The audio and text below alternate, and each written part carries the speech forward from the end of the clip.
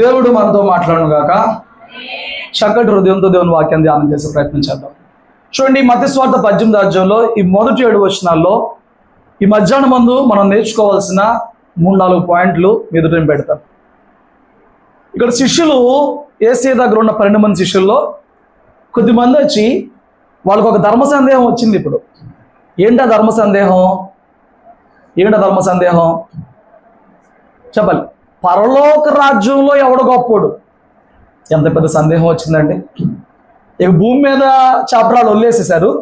వాళ్ళకి డిబేట్ ఏం కావాలంట? పరలోక రాజ్యంలో నువ్వు గొప్ప, నేను గొప్ప. అసలు గొప్ప అంటున్నావంటేనే పరలోకపు సంబంధమైన మనసు నీలో లేదని అర్థం.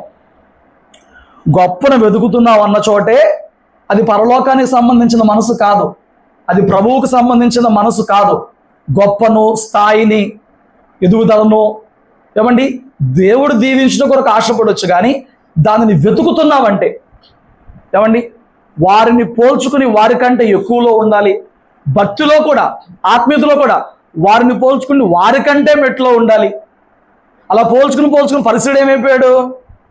వాడు ఎంతో భక్తి చేసి కూడా సుంకర కంటే తక్కువ అయిపోయాడు. చాలామందికి భూమి మీద బతికేటప్పుడు పోలిక రూపంలో, అందంలో, ధనములో, ఉద్యోగంలో, వస్త్రంలో, ఇల్లులో, కుటుంబాల్లో, సంఘంలో, ఆత్మీయతలో పోలిక అవసరమా? కావాలా? ఆ పోలిక నిన్ను మంచి వ్యక్తిగా మారుస్తుందా? ఆత్మీయుడిగా మారుస్తుందా? మంచి వాతావరణం క్రియేట్ చేస్తుందా? పోలిక అవసరమా? మళ్ళీ ఎక్కడున్నారు వీళ్ళు? యేసుతో ఉన్నారు. ఎవరి దగ్గర ట్రైనింగ్ అవుతున్నారు? ఆషామాషా బైబిల్ కాలేజ్ కాదు. వీళ్ళు ట్రైనింగ్ అవుతుంది స్వయాన సృష్టికర్త దగ్గర ట్రైన్ అవుతున్నారు. ఆ సర్వ సృష్టికి ఆ సువార్తను ప్రకటిస్తారు. స్టిల్ వీళ్ళు ఇంకా కొంత శారీరక సంబంధంగానే మిగిలిపోయారు. వీళ్ళు వచ్చి అడుగుతున్నారు, పరలోక రాజ్యంలో ఎవడు గొప్ప ప్రభువా? మా పెద్ద డిబేట్ జరుగుతుంది, దీనికి నువ్వే ఆన్సర్ చెప్పాలి, మాకు తేలట్లే ఎవడు గొప్ప. ఇప్పుడు ఈ 12 మందిలో ఎవరినన్నా చూపించి మీరే గొప్పరా అంటే మరి మిగతా వాళ్ళు ఏమైపోవాలి? అసలు పరలోక రాజ్యం వెళ్తావో లేదో ముందు కన్ఫర్మ్ చేసుకోవాలిగా. పరలోక రాజ్యంలో గొప్పను, స్థాయిను, పేరును కోరుకుంటున్నావు అంటే అసలు నీకు ముందు పరలోకంలో టికెట్ కన్ఫర్మ్ అయిందా? జీవగ్రంథంలో పేరు అట్లా ఉందా? అది అలా ఉందా? తుడిపేస్తాడా? మోషే అంటున్నాడు, నా పేరు తుడిచే కావాలంటే ఒకసారి పేరు ఎక్కించి నాకు తుడిచే అధికారం కూడా ప్రభువుకి ఉంది. నీ పేరు ఉందా? పూడ్చివేయబడిందా? అసలు ఇంక ఎలానే లేదు, మొదలే లేదు, కన్ఫామే కాలేదు. నువ్వు చివరి వరకు నీ యొక్క ప్రాణాన్ని, నీ యొక్క ఆత్మీయతను కాపాడుకుందే లేదు, మంచి పోరాటం పోరాడిందే లేదు, పరుగే మొదలెట్లేదు. చివరి చూస్తున్నారు. వీళ్ళకి ఏం కావాలంట? పరలోకంలో ఎవడు గొప్ప ప్రభువా అడిగారు. ప్రభువు కొన్ని సమాధానాలు టక్క అడిగింది ఒకటే చెప్పించాలా. వాళ్ళు ఒకటే అడిగితే వాళ్ళు తెలుసుకోవడానికి పరలోక రాజ్యము ప్రవేశము గురించి కానీ, అక్కడ గొప్ప గురించే కానీ, దాని విషయంలో ఈ భూలోకమందు కలిగి ఉండాల్సిన జాగ్రత్త నిమిత్తమే కానీ ఆయన చెప్పిన మాటలు 4-5 ఉన్నాయి. అక్కడ 14 వరకు ఉన్నాయి అన్నమాట. చాలా చెప్పాడు. కొంచెం గ్యాప్ ఇచ్చి మళ్ళీ 15 నుంచి 20 కూడా ఆయన చెప్పుకుంటానే వచ్చాడు చాలా విషయాలు. పరలోక రాజ్యమునకు సంబంధించి ఈ భూమి మీద మనం తెలుసుకోవాల్సిన జ్ఞానమును, నడిపింపును చాలా చెప్పాడు ఇక్కడ. అందులో మొదటి విషయం ఏంటి? చూడండి, 2వ వచనంలో అంటాడు, ఒక చిన్న బిడ్డను పిలిచి వారి మధ్య నిలబెట్టి, మీరు మార్పు నొంది బిడ్డల వంటి వారైతేనే కానీ పరలోక రాజ్యంలో ముందు ప్రవేశించలేరు. గొప్పోడే సంగతి పక్కన పెట్టు, నువ్వు ముందు ప్రవేశించాలి. పరలోక రాజ్యంలో ఎవడ స్థాయి అంటే అక్కడ చూద్దాం. నువ్వు ముందేమవ్వాలి? ముందు ప్రవేశించాలి. ప్రవేశించాలంటే ఏమవ్వాలంట? మార్పు పొంది బిడ్డల వంటి వారైతేనే కానీ. మార్పు పొంది బిడ్డల వంటి వారైతేనే కానీ. ఇప్పుడు మార్పు పొంది బిడ్డల వంటి వారు అవ్వాలి అని అంటే ఏం చేద్దాం? చిన్నపిల్లలాగా మెసాల గడ్డలు తీసేసి, చిన్నపిల్లలాగా క్రాఫ్ వేయించుకుని, చిన్నపిల్లలాగా సొక్కా నిక్కర వేసుకుని వస్తే చిన్నపిల్లలాగా మార్పు చెందినట్టేనా? నీ హృదయము ఈ లోకపు నటనతో, దుష్టత్వంతో, చెడుతో నింపబడిపోయింది చూడు.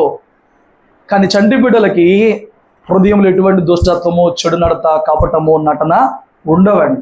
స్తోత్రం చెప్పండి. ఏదోను తోటలో హవ్వ ఆదాముల హృదయం ఎలాగుంటుందని మీరు ఊహించుకుంటున్నారు?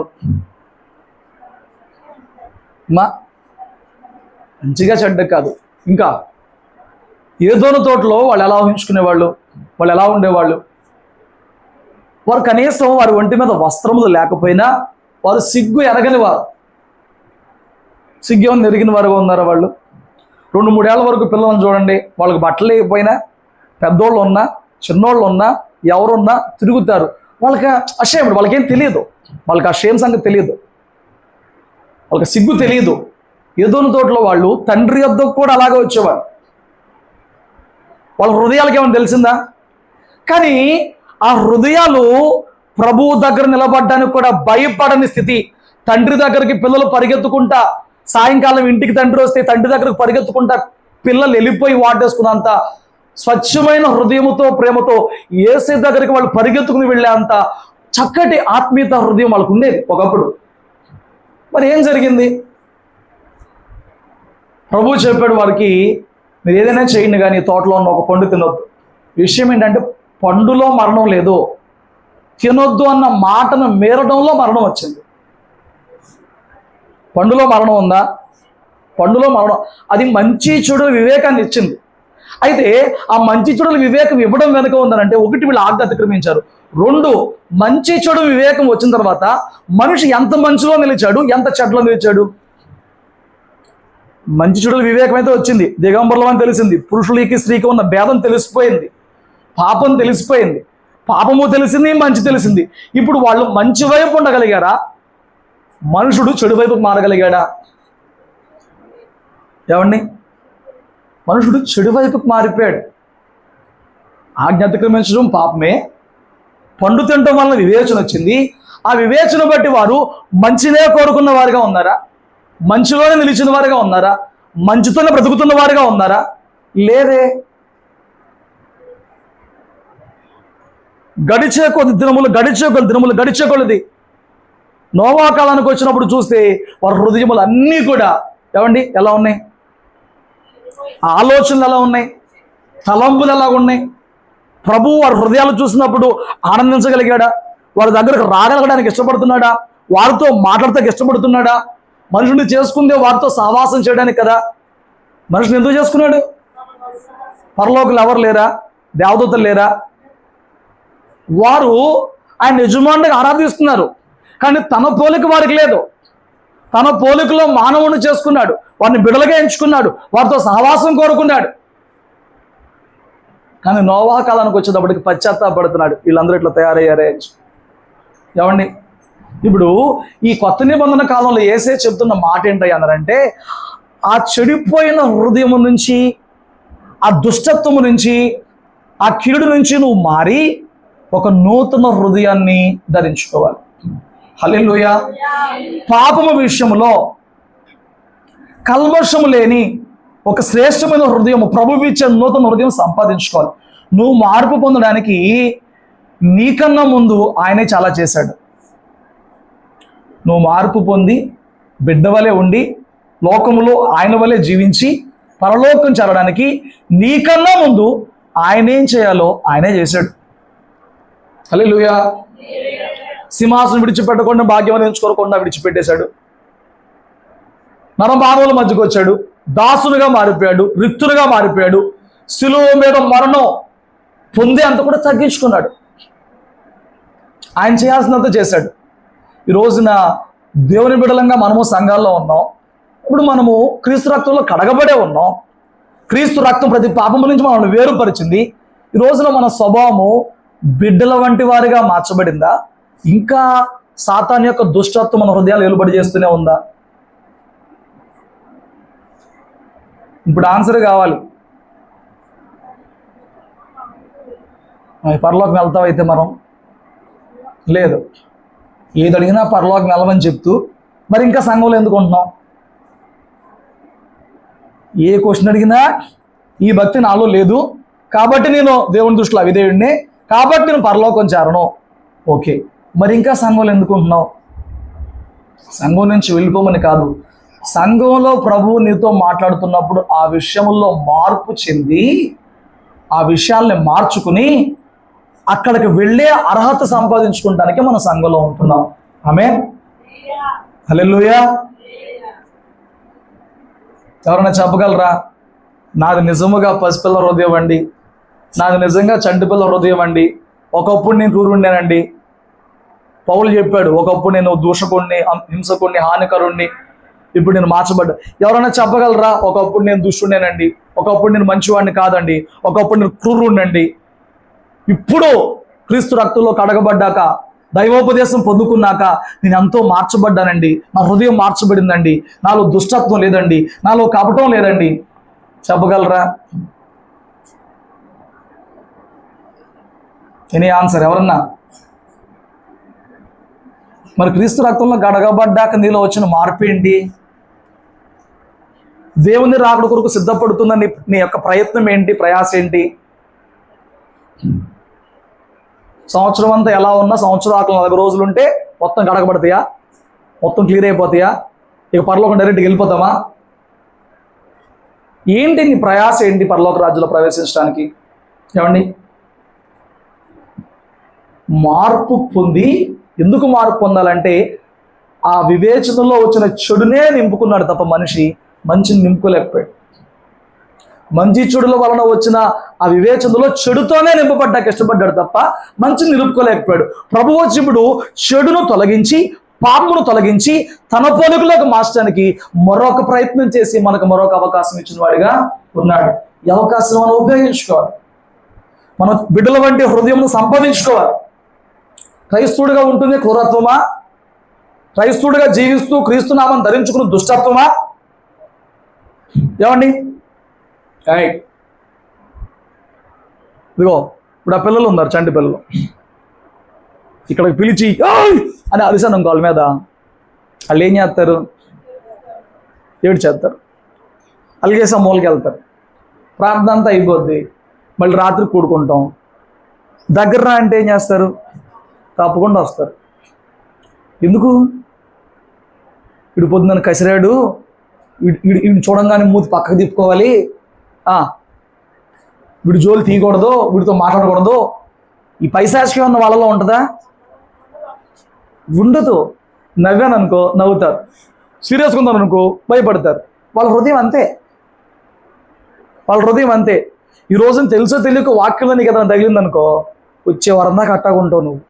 అది మార్పు పొందాల్సిన విషయం. నువ్వు ఈ చంటి బిడ్డలతో పోల్చుకున్నప్పుడు వాళ్ళ హృదయం ఎంత స్వచ్ఛంగా ఉంటుందంటే ఆ సందర్భంలో పరిస్థితిని బట్టి రియాక్ట్ అవుతారు, దాన్ని కొనసాగించరు. ఇంకా వాళ్ళని చూడు, నవ్వావా నవ్వుతాడు, అన్నావా భయపడతాడు, దగ్గర పిలిచావా వచ్చేస్తాడు, చాక్లెట్ చూపించావా వచ్చేస్తాడు.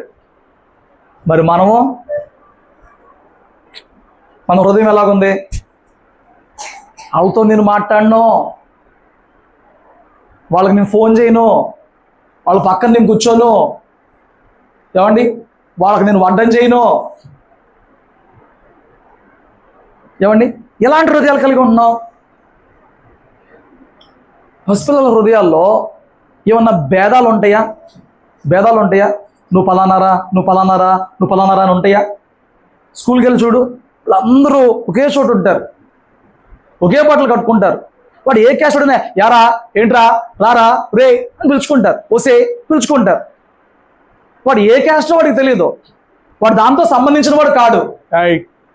ఇన్ మీ డిస్కషన్ ఇక్కడ. వారి హృదయాలు అవే ఉండవు. ఈరోజు క్రీస్తు సంఘంలో చేర్చబడి కూడా ఎన్ని తారతమ్యాలో. ఒక ఆవిడంట చుట్టాలు ఇంటికి వెళ్ళిందంట, ఆదివారం కదా సంఘానికి వెళ్ళిందంట, విజయవాడలోనే, పేరు చెప్పకూడదు మొత్తం. ఇంకా కూటమి అయిపోయింది, పాస్టర్ గారి దగ్గర పిలిచాడంట, అమ్మా నువ్వు ఫలానానేనా, నువ్వు ఫలానా క్యాస్టేనా? ఎందుకంటే ఈ సంఘం అంతా ఫలానా వాళ్ళకేనమ్మా. ఆ పాస్టర్ వెళ్ళడు, ఆ ఫలానా వాళ్ళు కూడా వెళ్ళరు. సంఘం అంతా ఎవరికంట? ఫలానా వాళ్ళకేనంట. ఆ అమ్మాయి ఏం చెప్పాలో అర్థం కాక, ఏమనాలో అర్థం కాక, ఏమండి సరే క్షమించండి అని చెప్పి తలకెత్తి నుంచి ఇంటికి వెళ్ళిపోయిందంట. జన్మలో మళ్ళీ చుట్టాలు ఇంటికి ఆ చర్చికి వెళ్ళిద్దా? మరి అది ఆ పొందిన మార్పు అలాంటిది, వచ్చిన మార్పు అలాంటిది. ఈ చంటిపెట్లుగా ఉంటాయా? ఉంటాయా? నా చిన్నప్పుడు మా ఇంటి పక్కన భాష అని ముస్లిం కూడా ఉండేవాడు. అది చర్చికి వెళ్తారా అంటే పదా, అది చర్చ్ అంటే ఏంటి తెలియదు, ఏమంటే ఏం తెలియదు, పదా వస్తాను. సండే స్కూల్లో జాయిన్ చేసా, అది పేరు ఎక్కించా రిజిస్ట్రేషన్లో. ఓ 2-3 నెలలు వచ్చినాక వాళ్ళ నాన్నకి అప్పుడు తెలిసింది, వాళ్ళ నాన్న మానిపించాడు. పసిపిల్లకని తెలుస్తాయా? వాళ్ళకేం తెలియవు. వాళ్ళకి కులము, మతము, వర్గము, ప్రాంతము ఈ భేదాలు ఏమన్నా వాళ్ళకి తెలుస్తాయా? తెలియవు.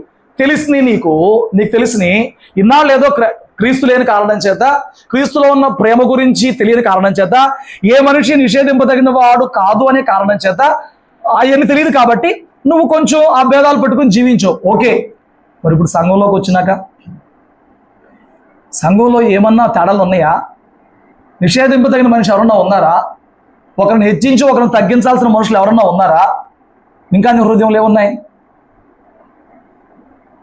స్తోత్రం చెప్పు. చంటి బిడ్డలకి ఉన్న హృదయం నీకు రావాలి, అప్పుడే పరలోకం అంటున్నాడు. చంటి బిడ్డల విశ్వాసం గొప్పదా, మన విశ్వాసం గొప్పదా? వాళ్ళకి చెప్పు, నువ్వు ప్రార్థన చేసి ఏమని ఎత్తాడని చెప్పు.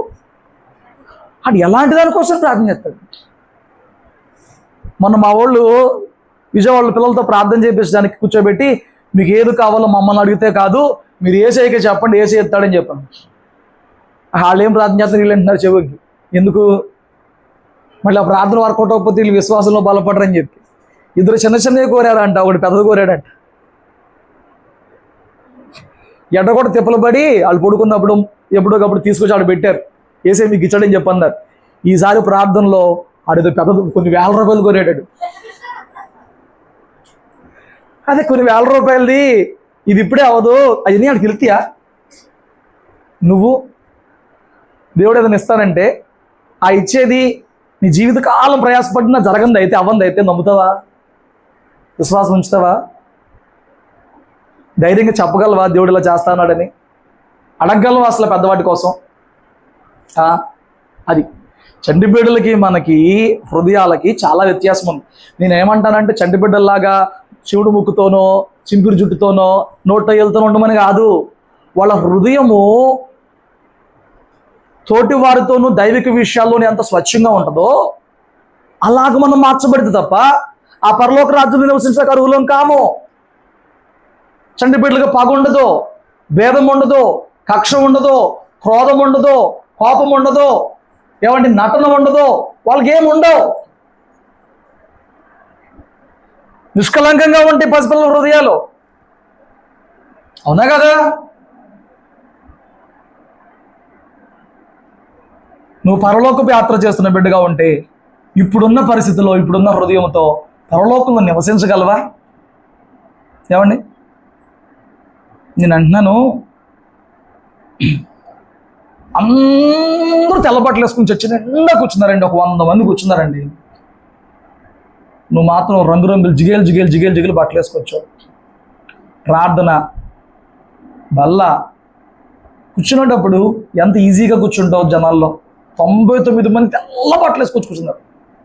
నువ్వు అమ్మా కలర్ బట్టలతో వచ్చావు. అవి మంచి పార్టీ వేరు, మంచి జిగేలు, అందరూ అసలు నగలు లేవు, ఏమీ లేవు, చాలా దీనంగా చాలా దీనంగా కూర్చున్నారన్నమాట. నువ్వు అలా వచ్చావు, నీకు ఎలాగుంటుంది? నీకు అది గంభీరంగా గర్వంగా ఉంటుందా? 99 మంది చూసినప్పుడు చా నేనేంటి ఇలా ఉంటుందా? అమ్మా, పరలోకపు పరిశుద్ధ దగ్గరికి మనం వెళ్ళినప్పుడు నేను వెళ్తాను అని చెప్పని నీకు అర్హత లేకపోయినా వెళ్ళినా అక్కడున్న పరిశుద్ధత స్థాయికి నీ స్థాయి చాలినప్పుడు నువ్వే ఉండలేవు. పరలోకంలో ఉన్న స్వచ్ఛతకు పరిశుద్ధతకు నీ స్థాయి మ్యాచ్ అవ్వాలి, లేకపోతే నువ్వు అక్కడ ఉండలేవు. వాడు అడిగాడు తన స్నేహితుడిని, ఎవర్రా నన్ను నరకంలో ఎందుకు పెడతారు, నన్ను పరలోకంలో ఎందుకు పెట్టరు, నేను ఏదో పరలోకంలో ఉంటాను అని చెప్పి అడిగాడంట. అప్పుడు చెప్పాడంట, ఒరే నువ్వు పరలోకంలోకి వెళ్తాం ఓకే, కానీ నీకు ఉన్న పాపపు స్థితిని బట్టి నువ్వు పరలోకం వెళ్తే అక్కడ నిలవలేవురా అనంటే, అనంటే దేవుని వెలుగు ఎదుట పరిశుద్ధ దేవదూతలే తమ మొహాల దేహాలు కప్పేసుకున్నారు. నీలో పాపం ఉంటే ఆ అయోగ్యతను బట్టి ఆ వెలుగు ఎదుట నిలబడలేక నువ్వే పరిగెడతావు. గొప్ప చేపలు పట్టినప్పుడు పేతురు ఏమన్నాడు? ఆయన నరమాత్రుడుగానే చూస్తూనే ఆ కార్యం చేసినప్పుడు ఆ మహిమను బట్టి ఏమన్నాడు? నేను పాపాత్ముడిని, నన్ను వదిలేసి వెళ్ళిపోమన్నాడు. వెళ్ళిపో, నువ్వు నా ఎదుట ఉండొద్దు, నువ్వు వెళ్ళిపో అని చెప్పని అంటున్నాడు. మనలో పాపం ఉండి పరలోకంలోకి వెళ్ళినా మనం అక్కడ ఉండలేం. అలా అవ్వకూడదనంటే ఏమండి, ఈ లోకంలో జీవిస్తున్నప్పుడు మార్పు నొంది బిడ్డల వంటి వారు అవ్వాలి. ఎలా మారాలంట? మార్పు నొంది బిడ్డల వంటి వారు అవ్వాలి. డాక్టర్లు అంతరంగంలో ఉన్న అవయవాలు ఏమైనాయో తెలుస్తానికి ఎంఆర్ఐలని, సిటీ స్కాన్లని, అవని ఇవని అన్నీ చెప్తారు, అన్నీ చూస్తారు. దాని ద్వారా నీ అంతరంగపు అవయవాల సంగతి తెలిసింది తప్ప నీ అంతరంగంలో ఉన్న హృదయం సంగతి ఏ నరమాత్రుడికి తెలియదు. ఎంత ఘోరంగా ఉందో, ఎంత దుర్నీతి బంధకాల్లో ఉందో, ఎంత దుష్టత్వంతో ఉందో అది నరమాత్రుడికి తెలియదు, కానీ ప్రభువుకు తెలిసి మధ్యాహ్న కాల సమయం. రెండంచెల వాడగల ఖడ్గోని ప్రాణాత్మ మూలుగులను నరాలను కీళ్ళని విభజిస్తూ ఎందుకు చొరబడుతుందయ్యా అనంటే ఆ దుష్టత్వం నీలో నుంచి లేకుండా వేరు చేస్తానికి, ఆ దుర్నీతి బంధకాలను తెంపివేయడానికి దేవుడు వాక్యం ఇచ్చాడు. కానీ చాలా మందిలో ఆ వాక్యం పనిచేయట్లే. చాలా మందిలో ఆ వాక్యానికి లోబడే మనస్సు లేదు, వాక్యం ద్వారా సరి చేసుకునే మనస్సు లేదు. ఇలాగే దినాలు గడిచిపోతాయి, ఇలాగే సంవత్సరాలు గడిచిపోతాయి, ఇలాగే క్యాలెండర్లు మార్చుకుంటూ ఉంటాం, ఇలాగే ఎవరిని తరం వెంబడి తరమును పెళ్లిళ్ళు చేస్తాం, పంపిస్తాం, జరుగుతూ ఉంటాయి. ఒక్కరోజు ఆయన న్యాయపీఠంలో నిలబడాల్సిన అవసరం మనకు వచ్చింది. దేవుని సంఘంలో ఉన్నప్పుడు నువ్వు ఒంటరిగా ప్రార్థన చేస్తున్నప్పుడు ప్రభువు నీ హృదయాన్ని మార్చడానికే మొదటి ప్రయత్నం చేస్తాడు. ఎందుకంటే పాపాత్ముల ప్రార్థన ఆయన అంగీకరించడం, పాపుల మనం ఆయన ఆలకింపడు. నువ్వు నీ ఆ హృదయపు అంతరంగాన్ని మార్చుకుంటే నీకు జవాబిద్దామని చెప్పని మొదటి దాన్ని మార్చే ప్రయత్నం చేస్తాడు. కానీ మనమేమో మనకున్న గొడవే తప్ప ప్రభు మనలో ఏది మార్చే ప్రయత్నం చేసి దైవిక స్వరూపాన్ని పోలికి మనకి ఇస్తున్నాడని చెప్పని ఆలోచనే చెయ్యం. హల్లెలూయా. మొదటిది ఆయన చెప్తున్నాడు, నువ్వు పరలోక రాజ్యానికి పోవాలంటే నువ్వు మార్పు నొంది బిడ్డలాగా మారితేనే ప్రవేశించగలవు. ఈ మాట మీకు అర్థమైందా? తర్వాత ఇంకా ముందుకెళ్ళి అంటున్నాడు, కాగా ఈ బిడ్డ వలె తను తాను తగ్గించుకునేవాడు ఎవడు వాడు పరలోక రాజ్యంలో గొప్పవాడవును. చంటి బిడ్డలకు ఇంకో క్వాలిటీ ఏంటంట, వాళ్ళు తగ్గించుకుంటారు. ఎక్కడైనా వాళ్ళు తగ్గించుకుంటారు. మనము ఈ బిడ్డ వలె తను తాను తగ్గించుకోవాలంటున్నాడు. స్తోత్రం చెప్పు. యథార్థంగా చెప్పండి, మానవుడుకున్న సహజమైన స్వభావము ఘనతను కోరుకునేదా, ఉన్నత స్థితిని కోరుకునేదా, దీనపు స్థితిని కోరుకునేదా?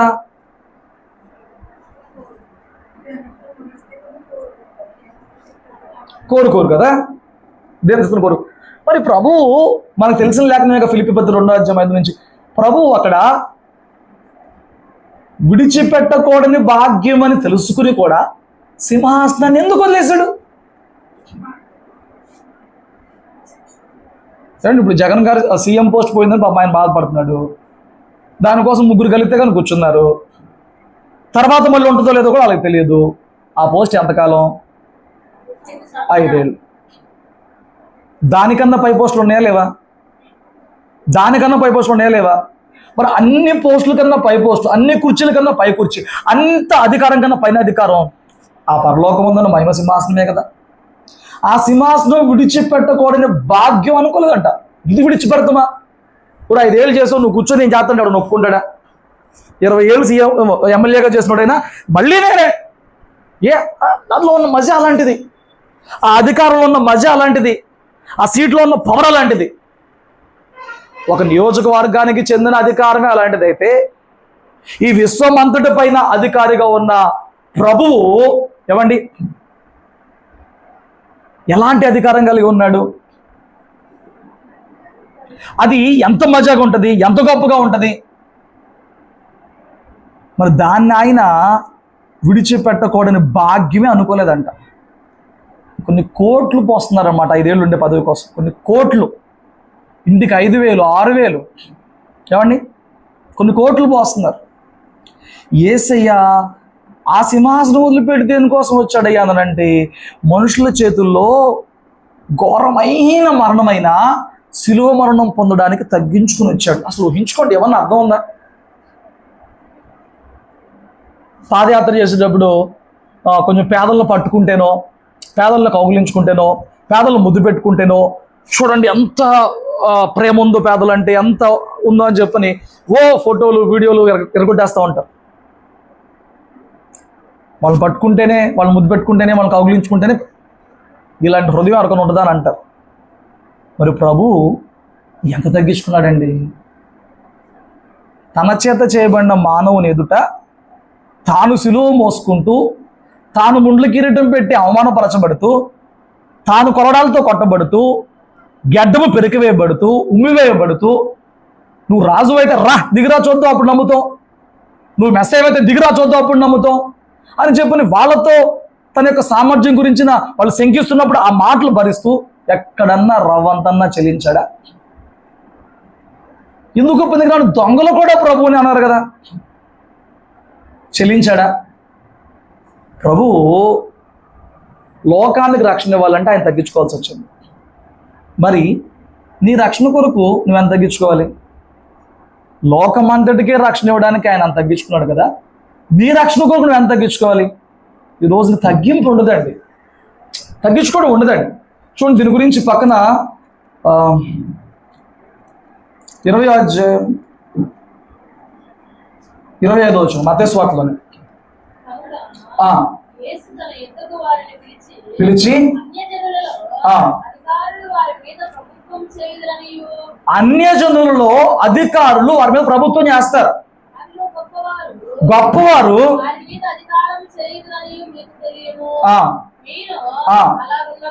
మీలో అలా ఉండకూడదు.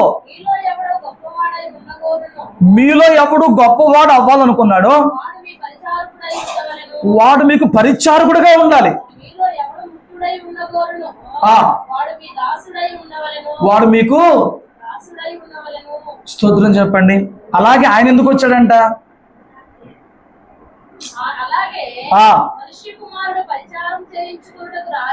ఆయనేమి పనులు చేయించుకుంటానికి రాలేదులే కానీ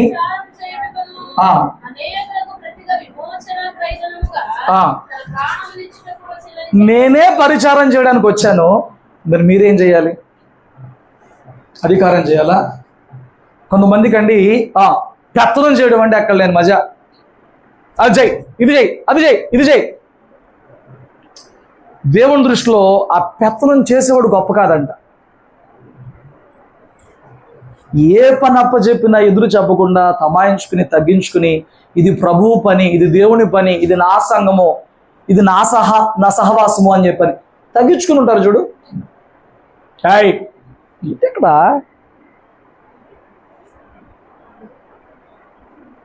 ఇటు కూర్చోమందండి, ఇట్రా. పడుకున్నప్పుడు ఎందుకు అక్కడ ఇట్రా, టక్కుని రావాలి. ఏమండి, మనం ఎంత తగ్గించుకోవాలి? గొప్పవాడు అవ్వాలనుకున్నాడు అనంట. ఎవడు ఎక్కువ పరిచారం చేస్తే ఆడంత గొప్పవాడు అంట. వేరే వాళ్ళు వెళ్తానా, అక్కడ ప్రభుకుమార్ అన్న కనపడతాడండి. బాత్రూంలో నీళ్ళు లేవంటే ఆడవాళ్ళకి స్నానాన్ని నీళ్ళు పెడతాడు. మంచినీళ్ళు లేవండి మంచినీళ్ళు కొట్టుకోతాడు. ఏమండి, ఆ బాత్రూమ్ క్లీన్ చేయాలన్నా క్లీన్ చేస్తాడు. ఎక్కడ ఏది పడేసినా మొత్తం తీసుకెళ్ళి లోపల పెట్టి శుభ్రంగా తాళంలో కెవిటి 4 సార్లు దాన్ని పీకి లాగి ఎవరికైనా అప్పచెప్పేసి వెళ్ళిపోవచ్చు కదా. ఏమండి, కొంతమంది హృదయాలు మాత్రమే కొన్ని మేదేసుకున్నా ఎంతైనా తగ్గించుకుంటానికి ఇష్టపడతాయి. కొంతమంది హృదయాలు కాబట్టి. నేను సంఘంలో వాక్యం చెప్తున్నాను కదా, నేను ఉడుతువేంటి, నేను తెత్తమేంటి, నేను చేస్తామేంటి, అప్పుడు ప్రభు దృష్టిలో గొప్పవాళ్ళం అవ్వలేం. ప్రభు దృష్టిలో గొప్పవాళ్ళు అవ్వాలనంటే ఏ పని దొరికితే, ఏ పని ఇవ్వబడితే ఆ పనికి తగ్గించుకునే వారంగా ఉండాలి. హల్లెలూయా. వరుసగా అయ్యగారు ఒక 4 నెలలు వచ్చారండి. 4 నెలలు వచ్చి వరుసగా ప్రార్థన అయిపోయినాక మణిముకో కళ్యాణికో ఇచ్చి మీరే ప్రార్థన చేయండి అన్నారు. 4 నెలలు మీరు బాగా కనిపెట్టారు, ఒక్క మనిషికే ఎత్తున్నారు. ఈ 4 నెలల్లో మీ హృదయంలో ఏమొచ్చింది? మనసు ఏం రాదా?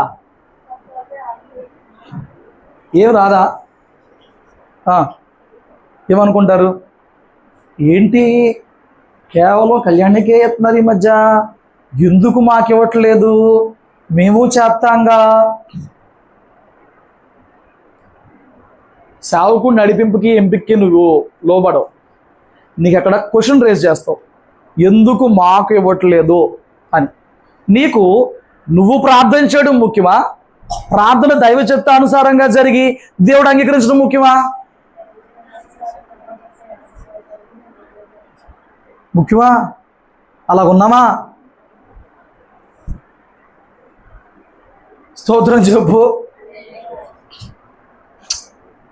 నేను ఇప్పుడు మైక్ తీసుకెళ్ళి చిన్నోడికి ఎత్తా, ప్రార్థన చేస్తాడు, ఏదో కంగారుగా హడావుడిగా వచ్చింది అది చేస్తాడు, బా సూపర్ చేసావు చిన్నోడా అని అంట. ఇదే మాట 4 సార్లు రిపీట్ చేస్తా, నువ్వేం చేస్తావు?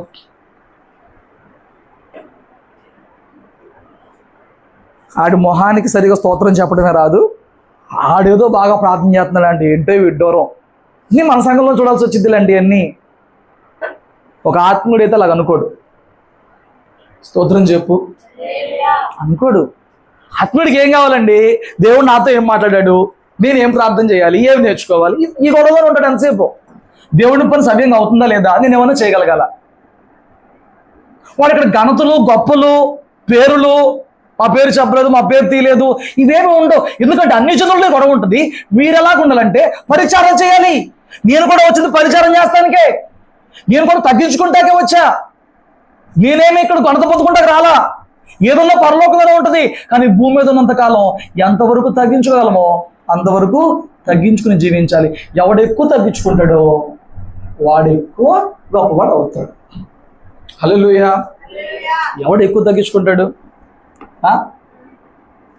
ఎవడు ఎక్కువ తగ్గించుకుంటాడు వాడే. ఇప్పుడు చెప్పండి, సంఘంలో మీ దృష్టిలో బాగా తగ్గించుకోండి ఎవరో ఒకసారి ఆలోచించి. నువ్వు కాదు, సంఘం మొత్తంలో నీ దృష్టికి తగ్గించుకునే వాళ్ళు ఎంతమంది కనపడుతున్నారు? నెంబర్ చెప్పాలి, పేరు వద్దు.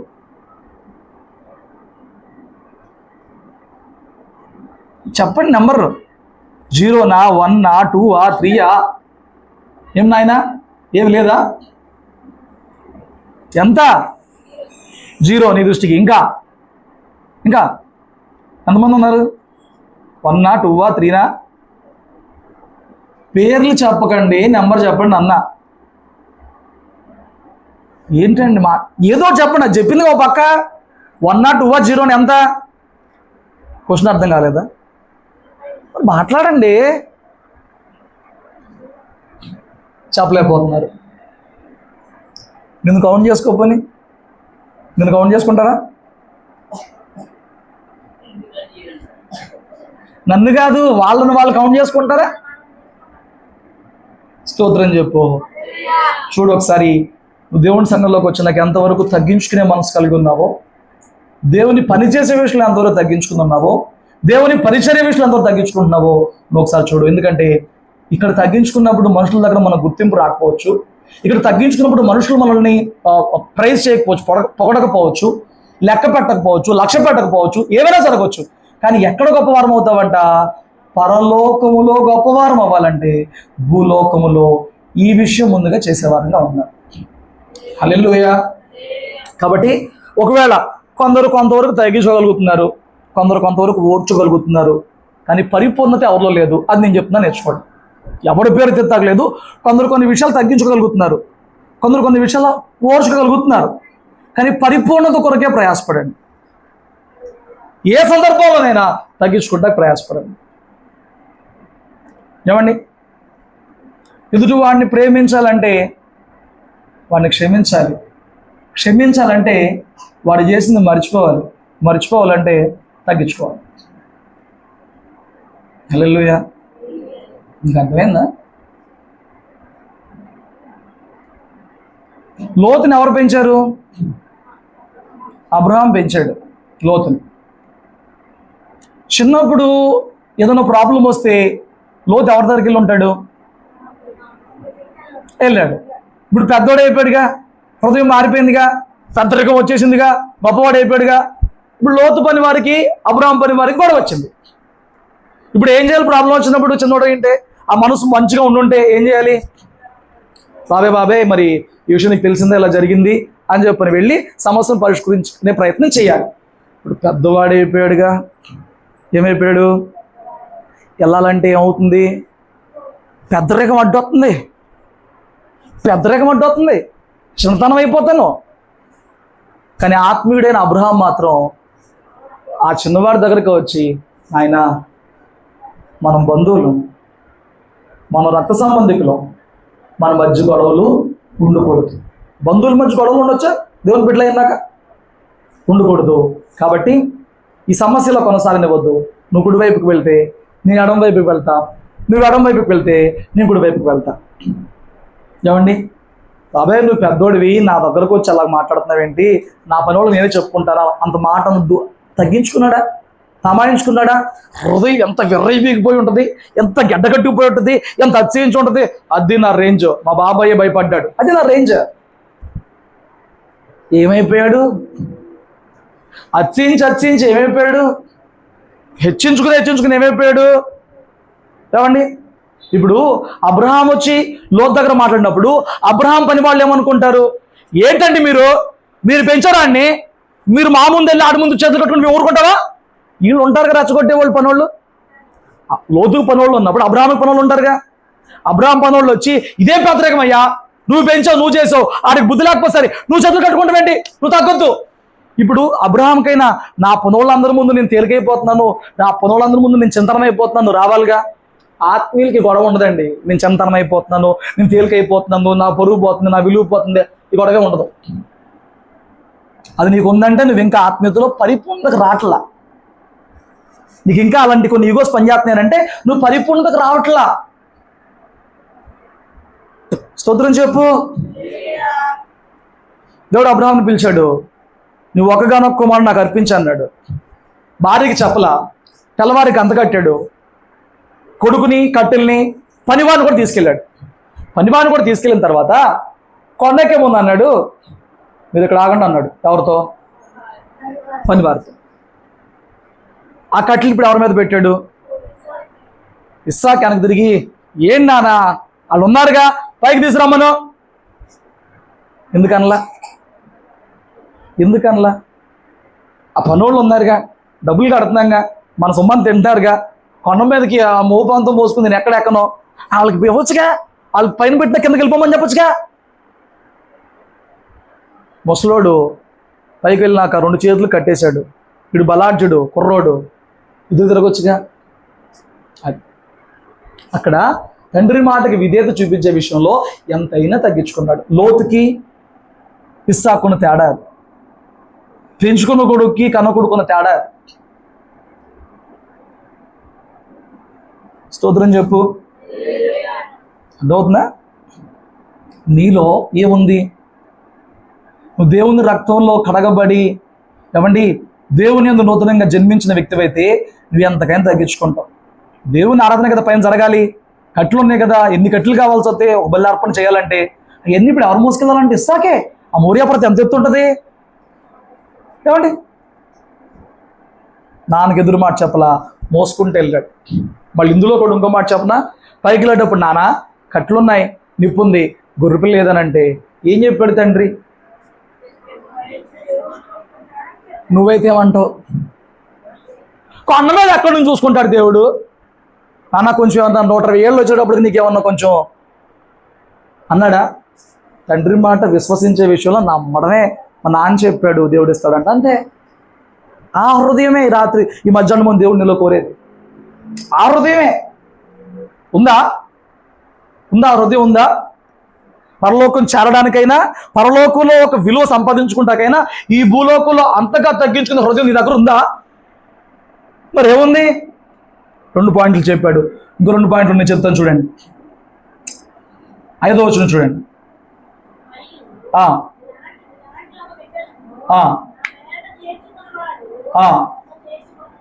ఇలాంటి ఒక బిడ్డను నా పేరట చేర్చుకోవాలి. 2 రకాలుగా నేను వివరిస్తాను.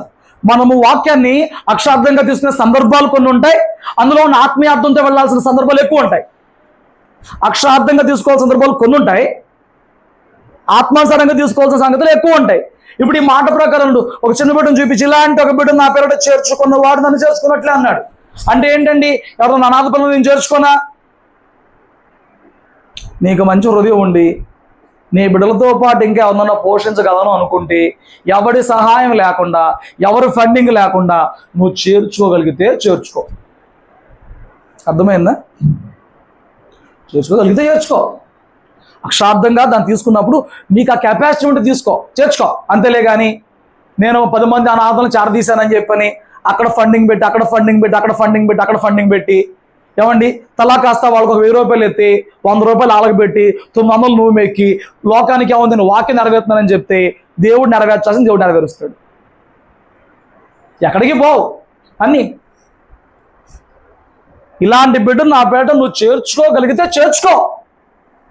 మరి నాకు బిడ్డలు లేరండి, నేను ఏమన్నా బిడ్డను తెచ్చుకుని పెంచుకుంటే పెంచుకో. కానీ సొంత బిడ్డ దగ్గర ఉన్న ఆ ప్రేమ, ఆ స్వచ్ఛత, ఆ అనురాగం ఒక రోజున మిస్ అయ్యింది. పర్లేదనుకుంటే తెచ్చుకో. కానీ స్తోమత ఉంది, నేను పెంచుకుంటానంటే పెంచుకో.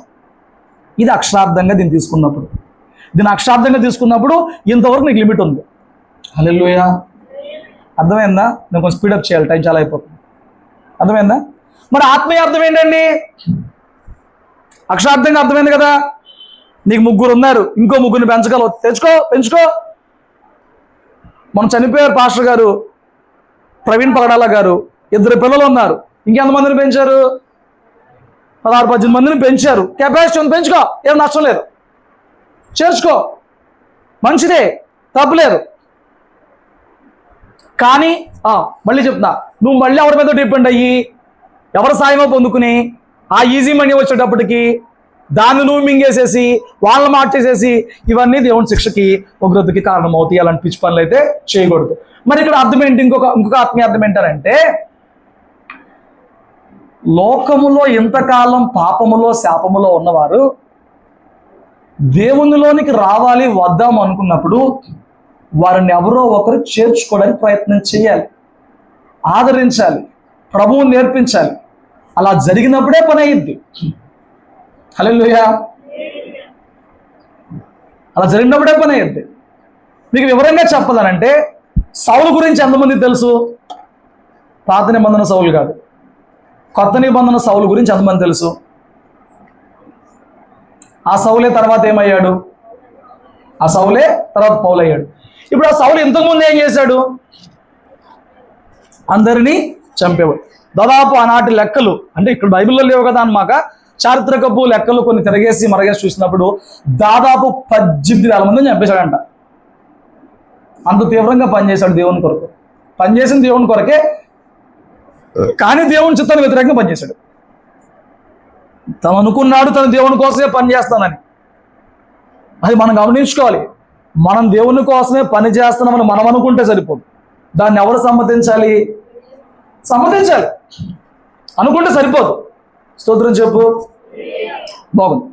ఇప్పుడు ఒక రోజున ప్రభు భరించలేక వీడు రోషం కరెక్టే కానీ నా చిత్తానికి వ్యతిరేకంగా ఉన్నాడు. రోషం కరెక్టే, దుష్టుడేం కాదు, దుర్మార్గుడేం కాదు, కానీ నా చిత్తాన్ని అర్థం చేసుకోలేక కళ్ళు మూసుకుపోయేలాగా ఉన్నాడని చెప్పి ప్రభు ఒక రోజున దర్శించాడు. ప్రభు దర్శించినప్పుడు అన్నాడు, సౌలా నన్ను హింసిస్తున్నావయ్యా అన్నాడు. ఎవరయ్యా నువ్వనంటే, నీ చేత హింసించబడుతున్న యేసుని నేనే అని చెప్పని అన్నాడు. కళ్ళుకి పొరలు కమ్మేసినాయి, ఏమీ కనపట్లా. ఏమండి 3 రోజులు అన్నపానం లేకుండా ఉన్నాడు. ఈ 3 రోజుల్లో ప్రార్థన చేస్తున్నాడు. ఏం చేశాడండి? అప్పుడు ప్రభు అననీయ అని పిలిచాడు. అననీయ, పలానా దమస్కు పట్టణంలో పలానా చోట సౌలు ఉంటాడు. ఆ సౌలు నువ్వు వెళ్ళి ప్రార్థన చేస్తే కన్నులు తెరవబడిన విషయం అతను చూశాడు, నువ్వు వెళ్ళు అని చెప్పి అననీయకు చెప్పినప్పుడు అననీయ వెంటనే సరే ప్రభు అన్నాడా? ఎందుకు అనలేదు? తన గతమును చూసి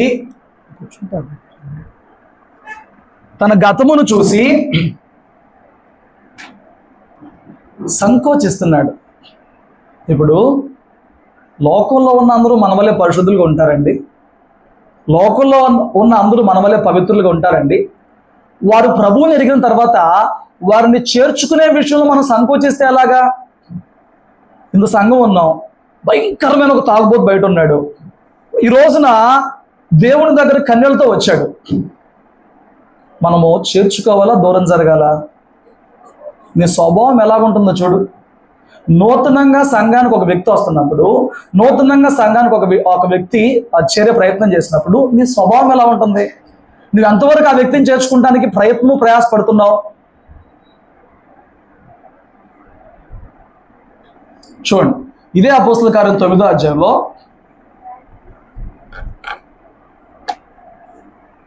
19వ వచనం నుంచి చదవండి.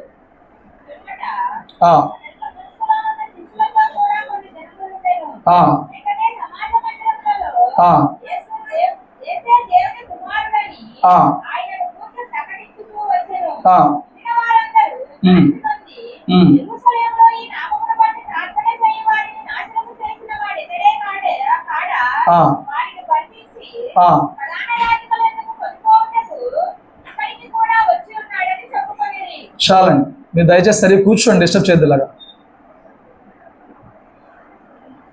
ఇప్పుడు ఆయన దమస్కులోకి వచ్చి శిష్యులతో పాటు కొన్ని రోజులు ఉన్నప్పుడు వాళ్ళు ఏమంటున్నారు? ఈ నామమును బట్టి ప్రార్థన చేయు వారిని నాశనం చేసిన వాడు ఇతడే కాదా? ఇంకా ఎలా చూస్తున్నారు? సంఘంలోకి ఆయన అనుమతించగలుగుతున్నారా? చేర్చుకుంటానికి ఇష్టపడగలుగుతున్నారా? వాక్యం వినండి అమ్మా. మీరు చూడండి, ఒక మాట చూపిస్తాను. 9వ అధ్యాయం 26వ వచనంలో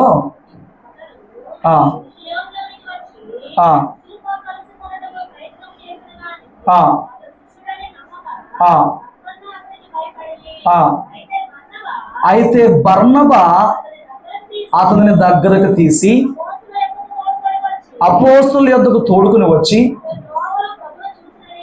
అతడు త్రోవలో ప్రభువును చూచాడని,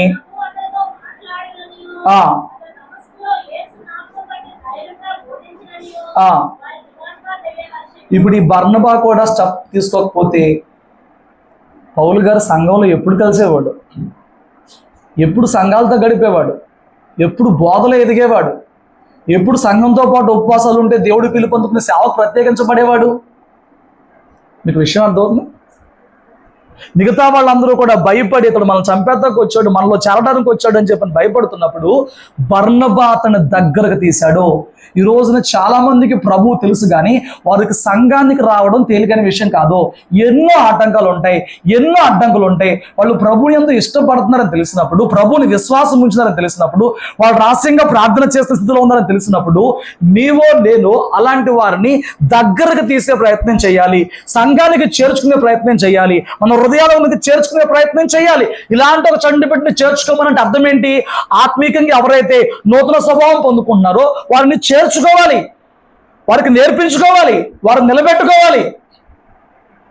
అలా నిలబెట్టుకున్న ఈ సౌలే ఒక రోజున పౌలయ్యాడు, సంఘాలు కట్టాడు, పత్రికలు రాశాడు. ఏమండి, ఈ రోజున ఎన్నో మార్గదర్శకాలు సంఘానికి నేర్పించిన వాడిగా ఉన్నాడు. బర్నబా కూడా దగ్గర తీయిపోతే, నీకు అలాగ అవకాశం ఉండి సంఘానికి రాగలిగిన వారి విషయంలో నువ్వు ఎంత చేర్చుకునే ప్రయత్నం చేస్తున్నావు? వారి గతాన్ని చూడకుండా. సంఘంలో నేను వినే దరిద్రం ఏంటనంటే, ఒక రక్షణ పొందుకున్న తర్వాత రక్షణ పొందుకున్న దినముతో మొదలుపెట్టి మాట్లాడకుండా గతముతో మొదలుపెట్టి మాట్లాడుతున్నారు కొందరు, అది చూస్తున్నారు కొందరు. పాతవి గతించిపోయినాయి కదా, సమస్తం కొత్తమైనాయి కదా, క్రీస్తులో నూతనపరచబడ్డాం కదా, గతం చూసి మాట్లాడాల్సిన దరిద్రం నువ్వు ఎందుకున్నావు? గతాన్ని ఎందుకు తవ్వుతున్నావు? గతాన్ని ఎందుకు తీస్తున్నావు? దేవుడే మర్చిపోయినాక, దేవుడే క్షమించినాక, ఆయన ఒక్కసారి క్షమిస్తే నేను జ్ఞాపకము చేసుకోనని చెప్పినాక నువ్వు పాతవి తీసి ఆ వ్యక్తిని పాత హృదయంతో చూసి ఆ వ్యక్తిని ప్రభువులో స్వచ్ఛంగా ఉండనివ్వకుండా, ప్రభువులో ఎదగకుండా, నువ్వు చూసే చూపును బట్టే వాడు భేదం భావించుకునేలాగా చేసి, వాడు ప్రభువును బట్టి సంఘాన్ని విడలేక నిన్ను బట్టి హృదయం నలిగిపోతూ ఏం జరుగుతుంది? వాడికి ఏం ప్రభువు కావాలి, సంఘము కావాలి, ప్రేమ కావాలి, కానీ నువ్వు చూసే చూపులు నీ ప్రవర్తన వాడిని గాయపరుస్తూ ఉంది. ఎందుకు? నువ్వు గతంలో ఉండి మాట్లాడుతున్నావు. నువ్వు క్రీస్తులోకి చంటి బిడ్డల వల్ల ఎవరన్నా మార్పు చెంది వస్తున్నప్పుడు వారిని చేర్చుకుంటే, వారిని చేరదీస్తే, వారిని ఆదరిస్తే, వాళ్ళ పట్ల దేవునికున్న ప్రణాళికను బట్టి వారు ఎంత గొప్పవారు అవుతారో, వాళ్ళు ఎంత గొప్పవారు అవుతారో.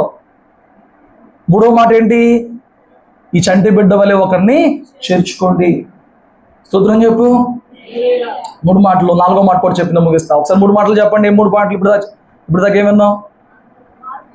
మార్పు నుండి చంటి బిడ్డ వల్ల అయితే తప్ప పరలోకం మనకి లేదు. రెండు, చంటి బిడ్డ వల్ల తగ్గించుకుంటే తప్ప మనకి పరలోకంలో ఘనత లేదు. మూడు, చంటి బిడ్డ ఈ చంటి బిడ్డ లాంటి వారిని మీరు నా పేరట చేర్చుకోవాలి. హల్లెలూయా. చూడు, నువ్వు ఎంతమందిని నూతనంగా వస్తున్న వారిని బలపరచడానికి నడుము బిగించుకున్నావో. ఈ బర్నబా అనే వ్యక్తి చాలా హైలైట్ అండి.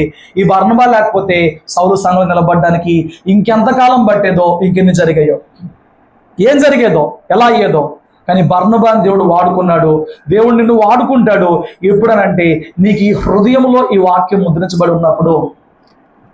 బంధువుల్లో కానీ, స్నేహితుల్లో కానీ, ఆరోగ్యం బాగోలో లేక ఎవరన్నా మా కోసం ప్రార్థన చేపించు అని అడిగినప్పుడు నేను ప్రార్థన చేపిస్తానులే, కానీ నీకు యేసయ్యందు విశ్వాసం వచ్చింది కదా, ఎందుకు ఒకరోజు మందిరానికి రావద్దు, నేను పర్సనల్గా పాస్టర్ గారి ముందు కూర్చోబెట్టి నీకు ప్రార్థన చేపిస్తా కదా, పర్సనల్గా పాస్టర్ గారితో చెప్పి నీ మీద చేతులు వేపిస్తా కదా అని చెప్పి నువ్వు వారిని మోటివేట్ చేస్తే కదా, వారిని ప్రోత్సహిస్తే కదా, నువ్వు నడుము బిగించుకుంటే కదా, నీ గొడవే నువ్వే అంటే ఎలా కుదిరిద్ది? వాక్యం చెప్తుంది 18వ అధ్యాయంలో, నా పేరట ఒక చంటి బిడ్డను చేర్చుకుంటే నన్ను చేర్చుకున్నట్లే. ఎవరిని చేర్చుకున్నట్లేనంట? మరి ఎంతమందిని చేర్చుకుంటున్నావు చూడు. అలా చేర్చుకునేలాగైతే మన సంఘంలో ఎందుకు ఉండేదో కూడా ఒకసారి నువ్వు బాగా ఆలోచించి, నువ్వు అలా చేర్చుకోకపోవడం వల్ల మన సంఘానికి ఏమైనా విలుత అవుతుందేమో, నువ్వు నడువు కట్టుకోకపోవడం వల్ల కూడా సంఘంలో ఏమైనా నష్టం జరుగుతుందేమో, ఆ భారం నీ మీద ఉందనేది ఇప్పుడు కన్నా గుర్తించి ఈ విషయంలో నువ్వు చేయాల్సిన ప్రయత్నం ఏంటో ఒకసారి నువ్వు ఆలోచించుకో. హల్లెలూయా. 18:6 కూడా చదవండి. ఆఖరి మాట చెప్పి నేను ముగిస్తాను. నా యందు విశ్వాసం ఉంచు, ఈ చిన్నవారిలో ఒకరిని అభ్యంతరపరిచేవాడు ఎవడో, పెద్ద తిరగట్రాయి కట్టబడిన వాడై వానికి మేలు. చదువు.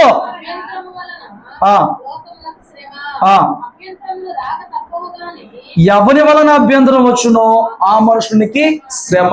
స్తోత్రం చెప్పండి. ఒకటి చేర్చుకో అన్నాడు, కింద అభ్యంతరపరచొద్దు అన్నాడు. చేర్చుకునే వ్యక్తిగా ఉన్నావా? అభ్యంతరపరిచే వ్యక్తిగా ఉన్నావా? అయ్య బాబే నేనెందుకు అభ్యంతరపరుస్తానండి, మందిరానికి వస్తానంటే నేనెవరిని రావద్దంటానండి అని అంటే, నువ్వు ఎవరిని పర్సనల్గా పేరు పెట్టి నువ్వు సంఘానికి రామాక అని చెప్పాల్సిన అవసరం లేదులే. కానీ నీ క్రియలు, నీ ప్రవర్తన, నీ మాటలు, నీ ఉద్దేశాలు ఒకరిని అభ్యంతరపరిస్తే, అది నీకు తెలియకపోతే తెలిపి దేవుడు నీకు వాటిని తెలిసిన దాన్ని బట్టి నీ హృదయాన్ని, ఆయన కోపాన్ని కూడా నీకు చూపిస్తాడు. స్తోత్రం చెప్పండి. మాట నీకు అర్థమైందా?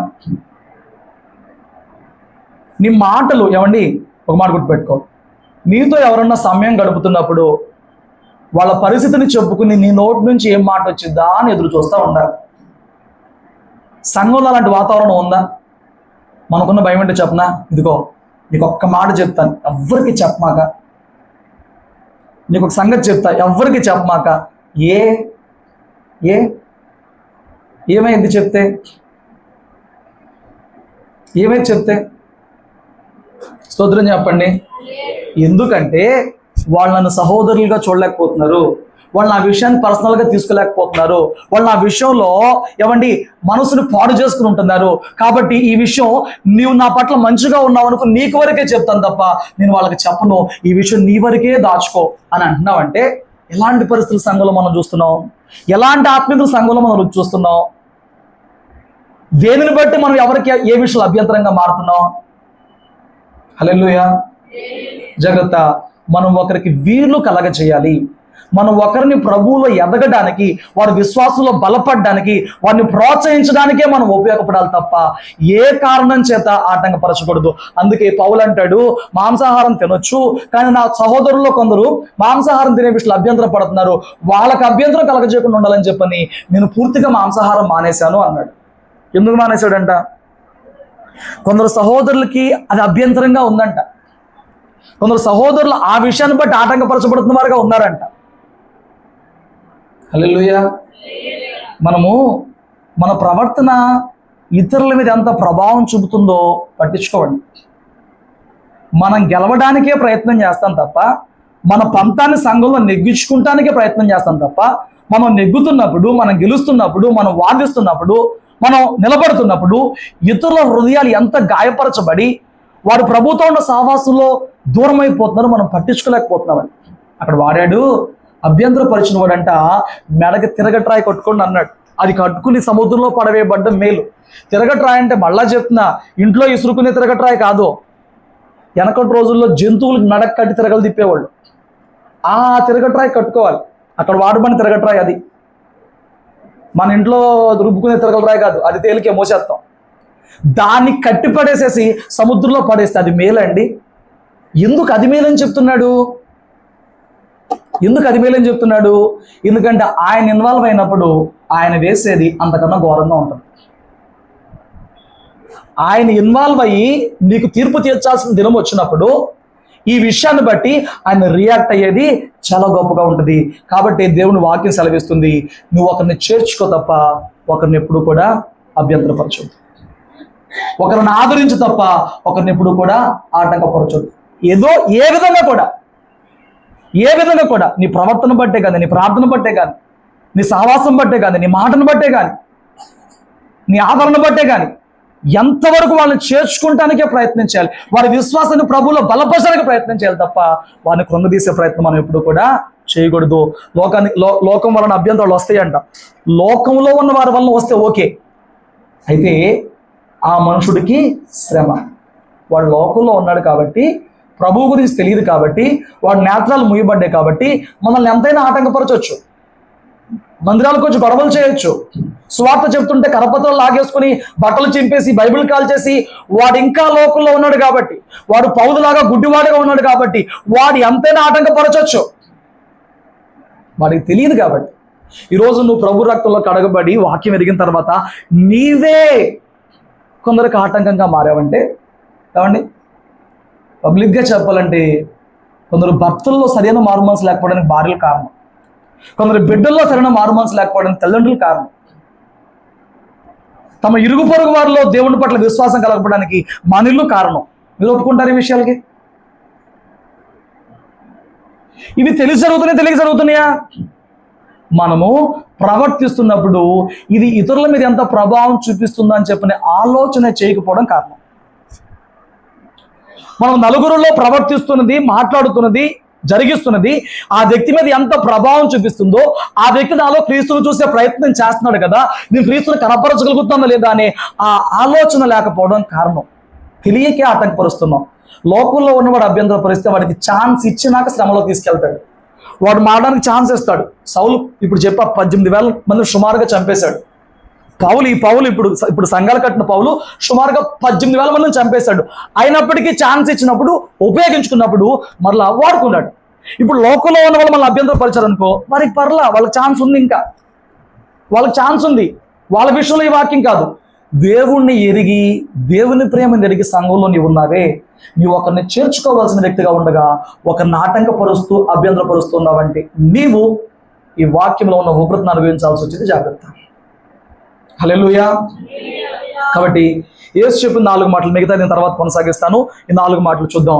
వారు వచ్చి అడిగారు, అయ్యా పరలోక రాజ్యంలో ఎవడు గొప్పోడు అంటే, పరలోక రాజ్యానికి సంబంధించిన 4 మాటలు చెప్పాడు. ఇంకా కొన్ని తర్వాత చెప్తాను. 4 మాటలు చెప్పాడు. 1, అసలు నువ్వు పరలోక రాజ్యంలోకి రావాలంటే నువ్వు మార్పు పొందాలి, బిడ్డ వంటి హృదయం సంపాదించుకోవాలి, బిడ్డ వలే ప్రవర్తించాలి. 2, నువ్వు పరలోక రాజ్యంలో గొప్పవాడిగా ఎంచబడాలంటే ఇక్కడ ఏ విషయంలోకి వచ్చినా తగ్గించుకోవాలి. ఇంకా ఆ విషయంలో అబ్రహాముని చూపించేస్తా కొంచెం తగ్గించుకోవాలి. ఎంతవరకైతే అంతవరకు తగ్గించుకునే ఉండాలి. 3, నువ్వు ఒక వ్యక్తిని చేర్చుకోవాలి, త్రోసివేయకూడదు, చేర్చుకోవాలి. ఎలాగా? బర్నబా సౌలుని ఎలా చేర్చుకున్నాడో అలాగా. 4, మనం ఎవరిని అభ్యంతరపరచకూడదు, తెలిసైనా తెలియకైనా ఎవరిని ఆటంకపరచకూడదు. అలా జరిగిందా పరలోకానికి వెళ్ళాల్సిన ఒక విషయం చూడండి. ఇక్కడ ఇంకో మాట చిక్కగా చెప్తాడు. 14 వచనంలో ఇలా ఫైనల్గా తేల్చేస్తాడు.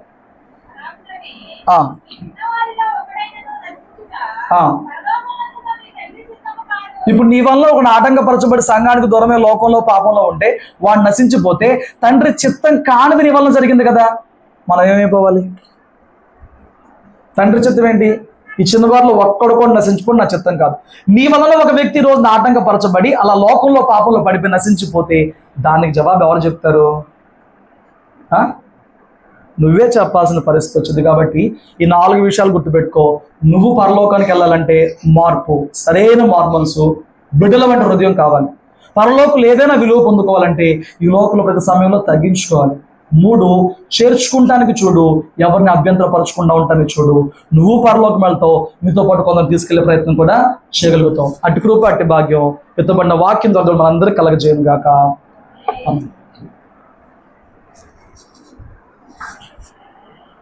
దేవునికి స్తోత్రం, దేవునికి స్తోత్రం. దేవుని మహాకృప చొప్పున